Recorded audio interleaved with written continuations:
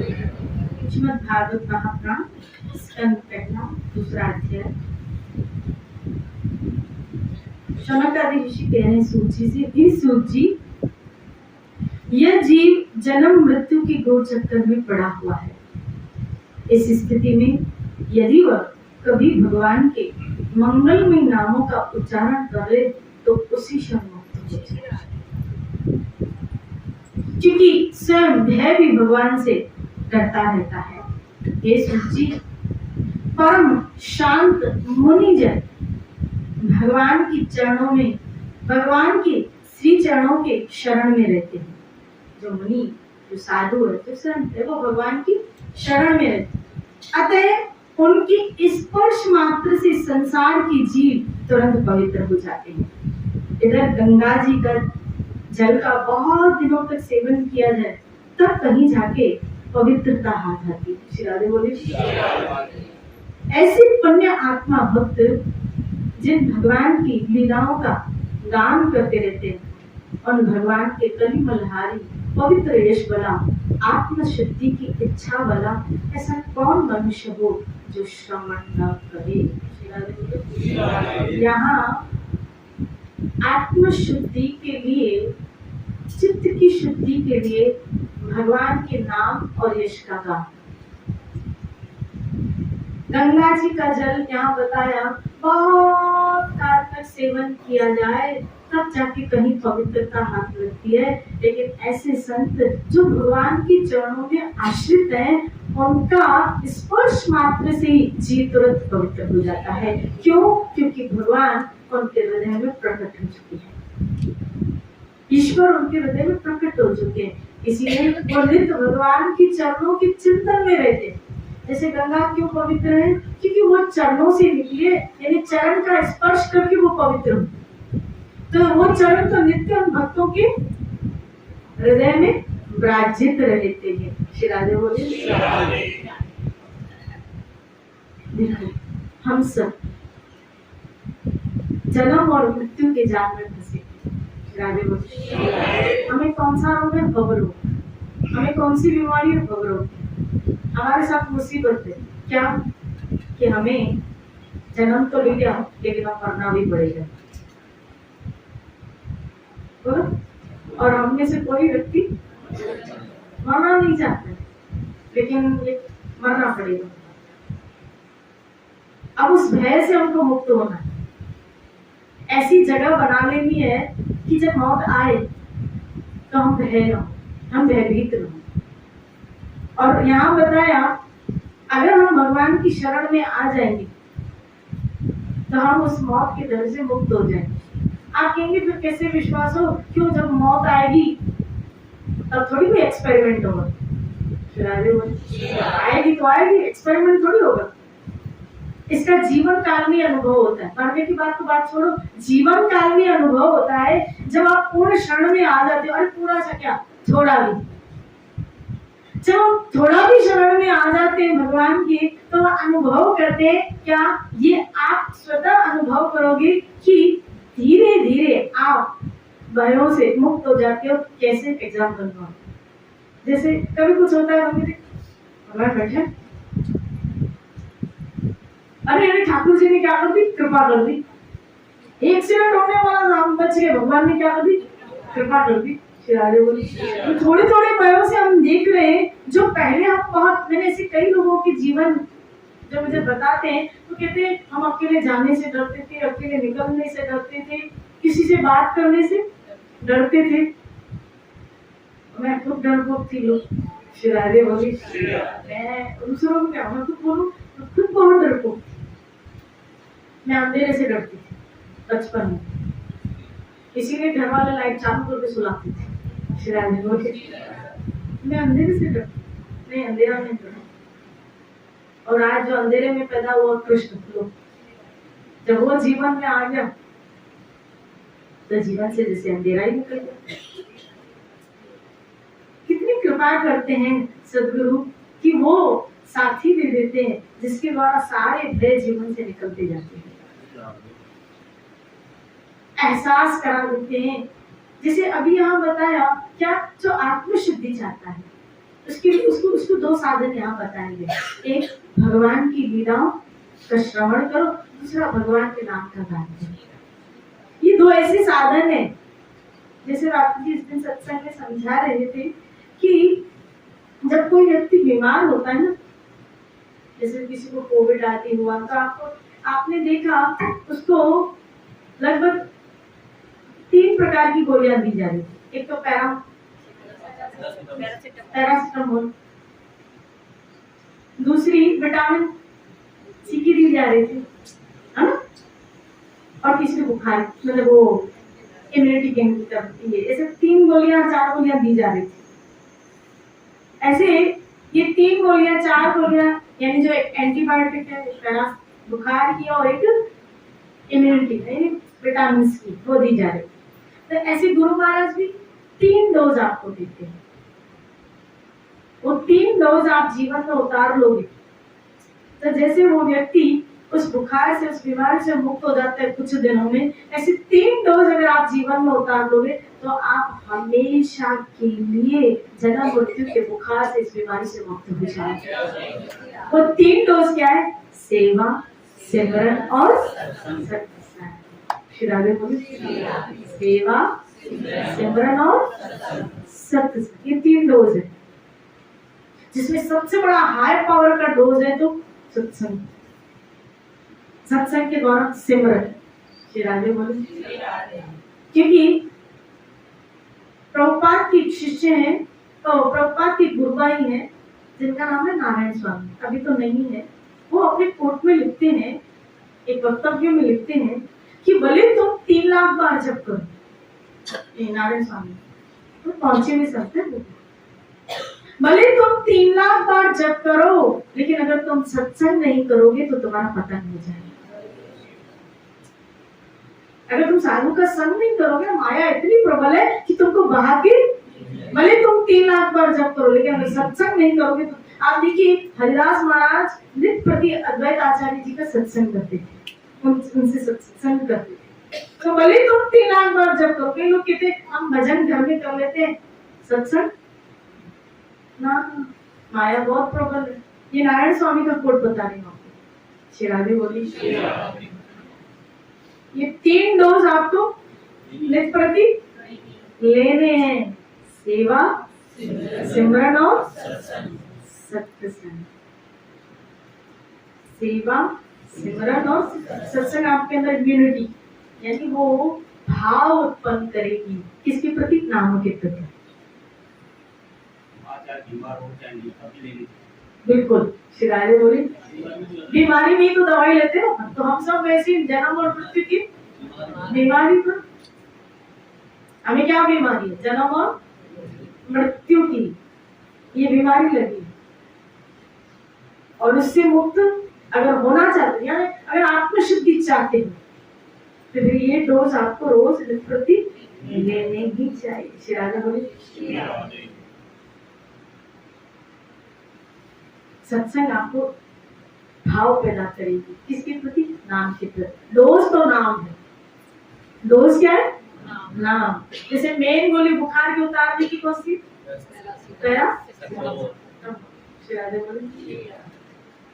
लेकिन उसके साथ विटामिन की भी दी जाती है ताकि वो एंटीबायोटिक अंदर जाए, ताकि जो वो डाइजेस्ट को ले पाए, ऑब्जर्व कर पाए। शिराजे वो भी जरूरी है, इसीलिए वो डोज के साथ लेनी पड़ती है। इसलिए मेन डोज तो नाम है, हरि नाम, लेकिन उसके साथ सत्संग, सेवा क्यों जरूरी है? कि सेवा के द्वारा क्या होता है? सेवा के द्वारा अभिमान नष्ट होता है। क्योंकि अहंकार के साथ अगर नाम लोगे, अभिमान के साथ अगर भजन करोगे, तो उस नाम का कोई असर होने वाला। अहंकार के साथ धर्म की क्रियाएं करोगे, तो उस धर्म की क्रियाओं का आपके जीवन में कोई असर होने वाला नहीं है। तो सेवा से अहंकार समाप्ति। लेकिन कई लोग अहंकार के साथ धर्म करते, सेवा करते। शिरादे बोले, ये इसीलिए सत्संग जरूरी है, क्योंकि सत्संग आपको सिखाती है कैसे रहना। प्रणादपि सेवा करो, अर्जुन तुम जाओ लेकिन नम्रता से उनकी सेवा करो। भी नम्र होके उन संतों की, गुरु की क्या करो, सेवा। नम्रता के साथ सेवा का अगर आश्रय लोगे तो अभिमान से मुक्त हो जाओगे, और अभिमान से, अहंकार से मुक्त होके अगर भजन करोगे तो ईश्वर प्राप्ति सहज। जहाँ आत्म शुद्धि हुई, चेतना शुद्ध हुई, भगवान सामने है। वो सामने तो है, दिख क्यों नहीं रहा? अहंकार का पर्दा लगा हुआ है। श्री राधे बोले, बीच में कौन आगे आ गया? अहंकार। इसलिए धर्म की क्रियाओं का अहंकार ये भी घातक है। इसके लिए क्या? नम्रता। इसके लिए सत्संग की आवश्यकता। ये डोज मिलता रहे, क्या सेवा कर रहे हो लेकिन अहंकार के साथ। इसीलिए सबसे निम्न से निम्न सेवा करते समय भी अपने अहंकार को मारने की भी,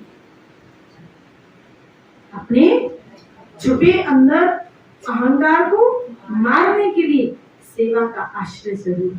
श्री राधे बोले, पद का अहंकार, धन का अहंकार, धर्म का अहंकार, श्री राधे बोले, प्रतिष्ठा का अहंकार, वाहवाही का अहंकार, ये सब घातक। अरे तुम बड़े भजनानंदी हो, श्री राधे बोले, तो तुरंत क्या तो तुम बोलते हो सबकी धजियां, क्या तो तुम बोल, तुरंत हमारे दिमाग में अहंकार नहीं जगह। क्योंकि याद रखना, प्रशंसा अहंकार को जन्म देगी, प्रशंसा अहंकार को जन्म देगी। कल हम वर्तमान मुझे को पढ़े थे, उसमें ऐसे लिखा था, क्या लिखा था पता? जो बड़ाई करे उसको विष के समान समझो, और जो निंदा करे उसको अमृत के समान समझो। जो आपकी प्रशंसा करे ना, सोचो ये हमें जहर देगा। कौन सा जहर? बोला अहंकार का। उल्टा हम कहते आओ बैठो, चाय कॉफी, क्यों? क्योंकि तो मेरी क्या बड़ाई कर, तो जो जहर दे रहा ना उसको अब चाय पिला दे। जो बोलो प्रशंसा रूपी जहर दे रहा है, हम उसको चाय, और जो निंदा कर रहा है, श्री राधे बोली, उसकी हम निंदा करते हैं। जो हमारी मतलब बोला, मेरे लिए बोल रहा है, इसके पोल खोलूं क्या? श्री राधे बोली, तो मैं इसके पोल खोलूं ना तो उसको पता चले क्या। तो जयदेव जी का चरित्र आपने पढ़ा, धन्य है उमा कहूं क्या संत बढ़ाई। उमा में इन संतों की क्या बढ़ाई करूं, कैसा जीवन होता है इन संतों का। आप देखो तो कहीं कि उपकार करने वाले के, अपकार करने वाले से उपकार कितना करते। श्री राधे बोली, उमा कहूं क्या संत बढ़ाई। जयदेव जी के जीवन में आया परम प्रचलित प्रति कि जयदेव जी बहुत भगवान की अनन्य शब्द, जिन्होंने गीत गोविंद की रचना की, और उस गीत गोविंद को महाप्रभु चैतन्य ग्रह अवस्था में रोज पाठ करते थे, सुनते थे रायराम। वो जयदेव गोस्वामी महाराज, जिसको जगन्नाथ का अंश कहा गया। एक दिन किसी क्या कीर्तन, जैसे आप लोग मुझे कभी कीर्तन में बुला लेते, किसी क्या कीर्तन, तो जयदेव जी को कीर्तन आदि किया, तो उस धनी व्यक्ति ने कुछ धन राशि उनको दी। जयदेव जी नहीं बोले थे, उसने जबरदस्ती उनकी कोटली में वो डाल दिया, जेब में डाल दिया। जयदेव जी अपने गांव घर की तरफ चले। ऐसा नहीं लगता कोई स्पीकर बंद है कि मेरा घर, जैसे आपको आवाज आ रही? मुझे नहीं आ रही। राधे बोली, तो जयदेव जी जा रहे थे रास्ते। अब आपको पता है चोरों को तो वैसे सुगंध आ जाती है। राधे बोली, पता नहीं उनको कहाँ से, क्योंकि वो ताके रहते हैं कि इसके पास माल है। तो जयदेव जी जब जा रहे थे तो कुछ चार डाकू चोर, उनको पता चला कि इसके पास कुछ मुहर है, इसीलिए उसके निकट आए डाकू। चोर हूँ, और कहने लगी कि भी वो फलाना फलाना गांव हमको जाना है, आप मुझे पता बता सकते हैं? जयदेव जी ने कहा मैं वहीं जा रहा हूँ। अरे हम और आपके मंजिल साथ साथ चले? जयदेव जी ने कहा चलो। अब साथ में चलते रहे, चलते चलते बातों बातों में जयदेव जी को एहसास हो गया ये कौन है। जैसे चोर को पता चल जाता है ना कि इसके पास माल है, इसी तरह साधु को पता चल जाता है कि सामने वाला किस नियत से आया है, किसी भावना से आया। शिरादे बोली जयदेव ने सोचा कि इनको जो चाहिए अगर वो मिल जाए तो खुश हो जाए, इसलिए जयदेव जी ने अपने अंदर जो मोहरे पड़ी थी वो निकाल के हमको 10 15 12 पड़ी थी दे दी। बोला भाई ये तुम रख लो, एक साथ ही है, मुझे डर लग रहा है, वैसे भी इंदर पड़ा है, माल कौन इनको संभाले, आप ये रख लो, और गांव तो एक ही है, वहां चल के दे देना मुझे, ये रखो। चोरों को डाउट हो, किसको पता चल गया शायद हम चोर शिराले बोले ये तो ऐसे ही माल निकाल के दे रहा है, ऐसा नहीं गांव में पहुंच के ये गांव वालों से मिलके हमें मार देना, ये इसकी क्या है, क्योंकि षड्यंत्री दिमाग है ना, उसके दिमाग में भी षड्यंत्र ही चलता है। शिराले बोले अच्छा साधु नेचर का है, साधु स्वभाव का है, वो दिमाग नहीं दिल चलाता है, दिमाग तो उसका ईश्वर चलाता है। शिराले बोले वो तो दिल और बुद्धिमान और बुद्धि कृष्ण को दे चुका है, तो अब कहाँ संसार में बुद्धि चलाएगा, कहाँ संसार में बुद्धि चलाएगा। राधे बंधु साधु ने क्या किया कि जयदेव जी ने क्या किया, लेकिन इन चारों में खिचड़ी पकने लगी, अकेले में बातें करने लगी कि ऐसा करे कहीं ऐसा नहीं पकड़वा दे। एक ने कहा इसको ही मार दो, खत्म कर दो, दूसरे ने कहा नहीं नहीं मोहरे निकाल के दे दिया तुमको तो मारो तो नहीं, तीसरे ने कहा कि ऐसा काम करें क्या कि ये चलने फिरने के लायक ही न रहे, तो इसके हाथ पांव काट देते। शिराने बोली क्या काट देते, हाथ पांव। चारों ने मिलकर निर्णय लिया क्या, इसके हाथ पांव काट देते। इसीलिए चारों ने मिलके जंगल में इसके हाथ पांव काट के एक कुएं में डाल दिया। अब संत क्या, वहां कहूँ क्या संत बड़ा, इनको तो भजन के अतिरिक्त शुक्र है मालिक वो तो संभाल के रखा, ये तो भजन कीर्तन करने लगे, नाम जप करने लगे, और वो जाके तो चले गए इसको फेंक के। अब भजन कर रहे हैं श्री कृष्ण गोविंद हरे मुरारी हे नाथ नारायण वासुदेव, श्री कृष्ण गोविंद हरे मुरारी हे नाथ नारायण वासुदेव। आप देखो बड़े बड़े संतों के साथ क्या हुआ है, भक्तों के साथ क्या हुआ, हमारे दर को अब बचपन से जो भक्ति कर रहा है, भजन कर रहा है, नाम जप कर रहा है,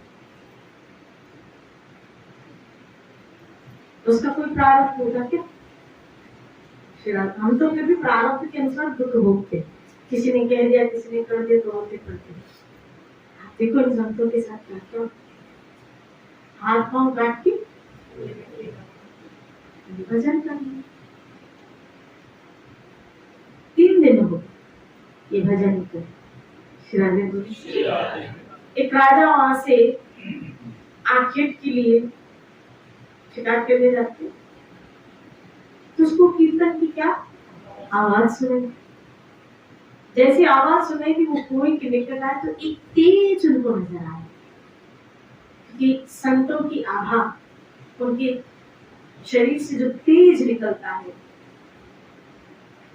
तो उनको तेज नजर आया, तो कोई दिव्य पुरुष अपने सैनिकों को बुला के उसको वहां से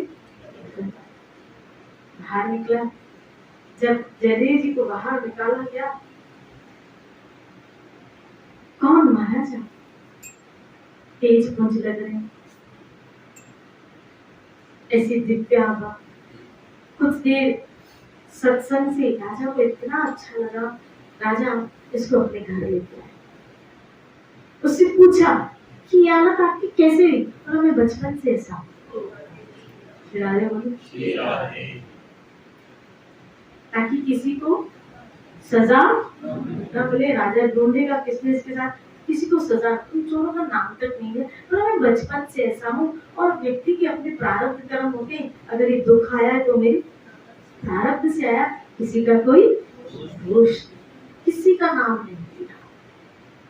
राजा को जयदेव जी के सत्संग से दिनों दिन संत भक्तों के प्रति उनकी श्रद्धा बढ़ती जा रही थी, उनका भाव श्री हरि के प्रति बढ़ता जाता है। इसीलिए इनको इनका सत्संग बहुत अच्छा लगता है। इतना अच्छा लगता कि अब राजा इनके बगैर रहना, जैसा जयदेव जी कहते ये वैसा नहीं, जैसा ऐसे साधु संत उस राज्य में बहुत आने लगे। साधु संतों की बहुत सेवा होने लगी। अब इन चोरों को पता चला कि राजा जो है संत से नहीं है, तो ना हम साधु बन के आए। और इसका श्री राधे बोलो ना, श्री राधे। अब ये क्या बन गया? साधु बन के आए। लेकिन उनको नहीं पता था जयदेव यहाँ जिनके हमने हाथ पांव करते, ये साधु बन के यहाँ आए। और जब साधु बन के यहाँ आए और जयदेव जी को जब देखा, तो ये पूरे डर गए, भयभीत हो गए, शब्द हो गए। और जयदेव जी का इतना सम्मान करे, अहो भाग्य। राजा को कह रहे हैं महाराज आपके भाग्य भूल गए जो ऐसे संतान की वेशभूषा कैसी पहनी थी संतों की। ऐसे संत, ऐसे महापुरुष मेरे को अच्छी तरह जानते, बहुत बड़े संत साधु, बहुत संत नहीं। और कोई कसर मत छोड़ना इनकी सेवा की, क्योंकि फिर आपको ऐसा सौभाग्य अब तक को और फुटका छोड़ की रात में ये मेरी हमारी बहुत सारी आओ भगत करा रहा है, सेवा कर रहा है, लगता है हमारा। अब राजा से कह के गला कटवाएगा, ये घड़ी घड़ी में जाए जल्दी निकले, लेकिन राजा इनको छोड़ेंगे नहीं। अब राजा ने एक स्थान तैयार किया करवाया था जहाँ पे साधु संतों की स्पेशल सेवा होती थी। बोला जयदेव जी ने कहा इनको साधु वहां आते रहते थे, पर इनको साधुओं के बीच में नहीं खिलाना, इनको अलग से खिलाना। क्योंकि जयदेव सोच रहे थे साधुओं के बीच में खिलाएंगे तो इनकी पोल खुल जाएगी, क्योंकि साधुओं की उठनी बैठनी रह नहीं जाएगी, अलग तो इनकी पोल खुल जाएगी और बेचारे ये अटक जाएंगे। लेकिन कहा इनको अलग से खिलाना, ये स्पेशल संत बहुत पहुंचे हुए। तो राजा ने एक अलग ट्रीटमेंट दिया इनको। ये सोच के कि जयदेव कह रहे हैं बड़े संत है, तो और इतना धनराशि, इतना संपत्ति उनको दान में दिया। और खुद स्पेशल कुछ सेवकों को कहा कि इनको राज्य के बाद सम्मान के साथ और इज्जत के साथ पालकी में बिठा के इनको रवाना किया। सब पूरा आश्चर्यचकित हो गए कि ऐसा सम्मान लगता है बहुत ऊपर के लोगों से आए, हिमालय से आए। श्री राधे बोली राज्य से बाहर जैसे वो सैनिक उन चोरों को लेके जा रहे थे, तब उन चोरों ने कहा महाराज एक बात पूछिए आपसे। उन चोरों से कहा सिपाही बोला हाँ पूछिए। बोला जयदेव जी जयदेव जी ने अपनी स्थिति छुपा रखी थी उस वक्त, तो वहां उनको स्वामी जी कहते थे। तो स्वामी जी ने इतना सम्मान, इतना आपको रिस्पेक्ट दिया, आदर दिया, आप बताएंगे कि आपका उनके साथ ऐसा क्या विशेष संबंध है? श्री राधे बोले। अब चोर अपनी बात रखने के लिए बोला अरे अगर तुम्हें बताएंगे लेकिन तुम किसी को बताना मत, नहीं तो उस बेचारे की नौकरी चली जाएगी। तो बोला हुआ क्या था वास्तव में कि इसने जिस राजा के यहाँ नौकरी करता था, जॉब करता था, हम और साथ साथ करते थे, हम भी वहां थे, ये भी वहां। इसने बहुत बड़ा अपराध किया था। राजा ने इसको प्राण दंड देने का निर्णय लिया था और हमें ये ऑर्डर दिया गया था कि इसको प्राण दंड दो, जंगल में जाके इसको मार दो, प्राण दंड दो। लेकिन हमने क्या किया, हमने सोचा बेचारा हमारे साथी जॉब करता, नौकरी करता, तो हमने उसको कहा तू किसी को बताना नहीं, खाली हमने उसके हाथ पांव काट दिए, उसके प्राणों की हमने क्या करी, रक्षा करी। तो इस उपकार के बदले में उसको ये याद था, इस उपकार के बदले में उसने ये सब किया। क्यों? क्योंकि हमने इसकी जान बचाई। श्री राधे बोले। क्योंकि झूठ के बहुत सारे साथी होते हैं, सच अकेला ही होता है।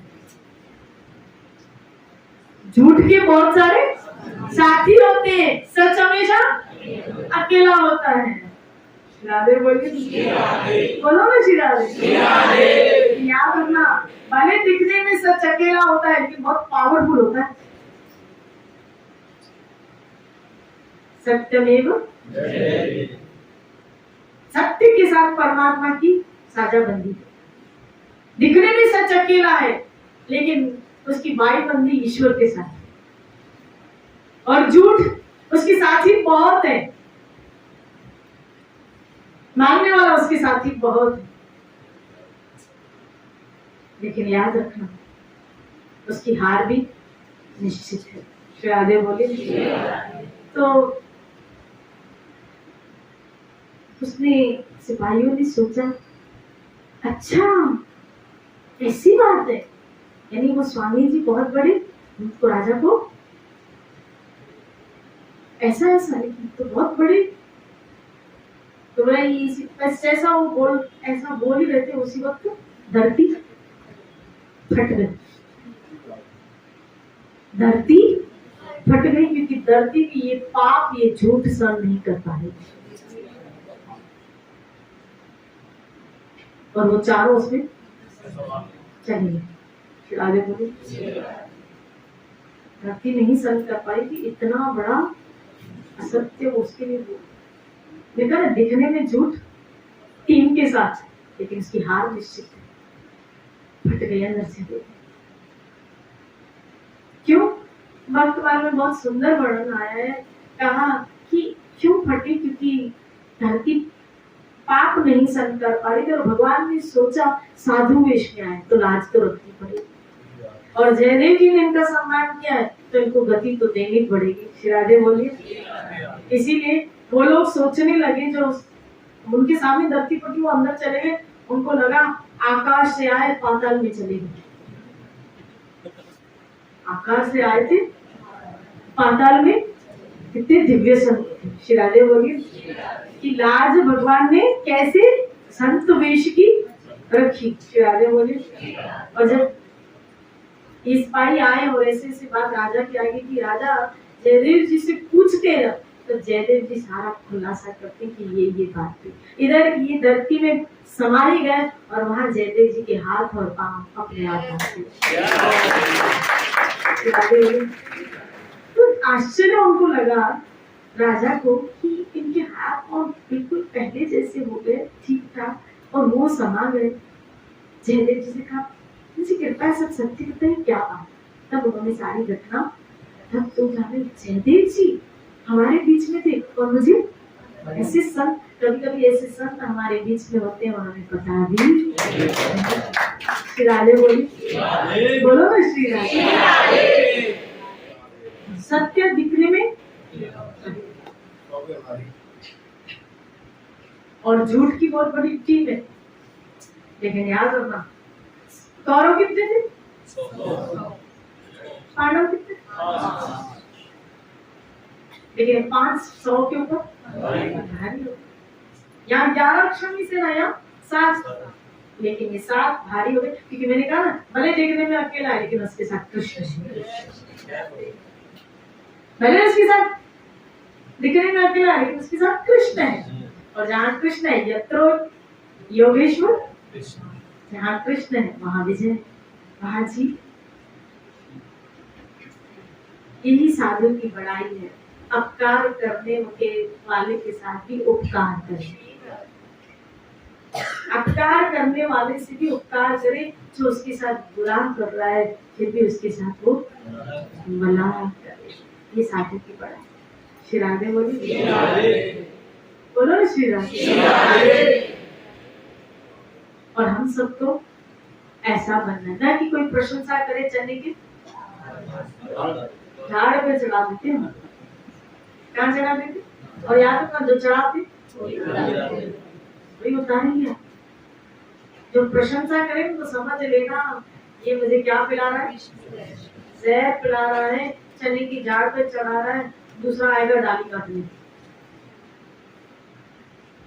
एक चढ़ा रहा है तो दूसरा, हे गोविंद मैं आपकी शरण में हूँ प्रभु, इस विश्व से हमेशा हमें बचाते चलना, ताकि हम आपकी भक्ति में नित्य निरंतर भगवान के चरणों को मजबूती से पकड़ो। इसमें निंदा स्तुति जो मिलती आए सहन करते हुए चलो। स्पेशल अगर निंदा हो तो बहुत खुश किया, बहुत खुश हुआ करो कि ये आपकी भक्ति में और प्रगति का रास्ता है।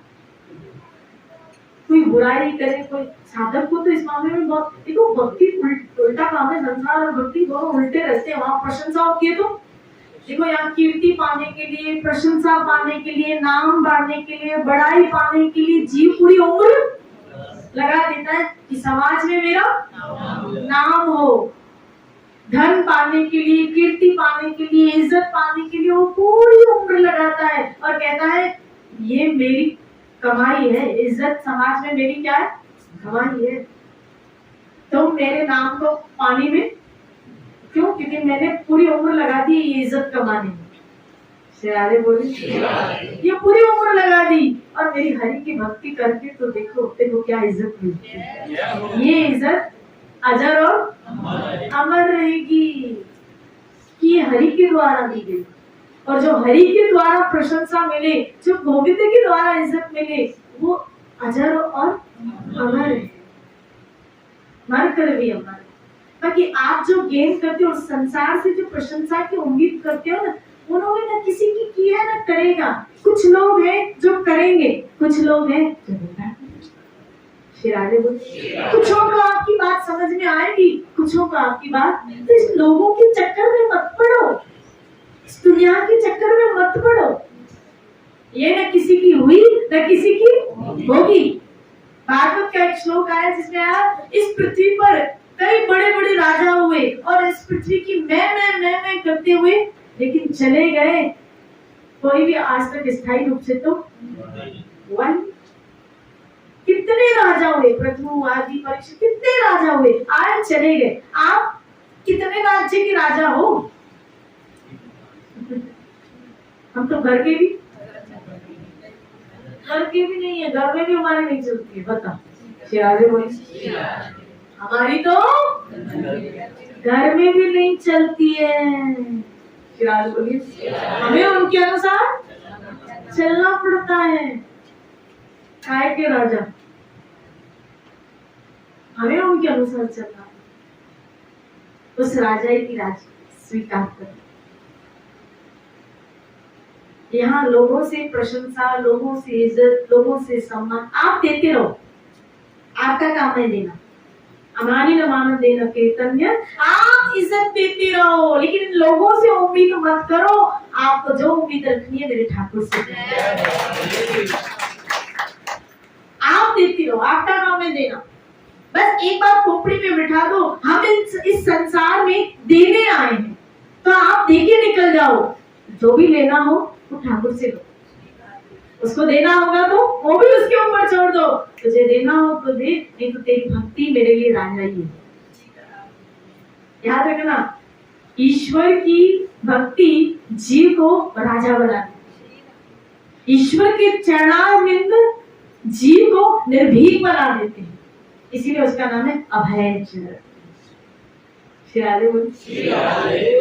इस समाज से, इस दुनिया से, इस दुनिया के लोगों से जहां आपने उम्मीदें रखी ना, वहां दुखी होना पड़ेगा आपको। शिराजे बोले अपने परिवार से, अपने परिजनों से, अपने संबंधों से, अपने इर्द गिर्द वालों से, जहां इनसे मुझे कुछ भी, मैं तो इनको देने आया और दे के निकल जाऊं, दे के निकल। हम यहाँ देने आए, दाता बनो, दाता दाता बनो।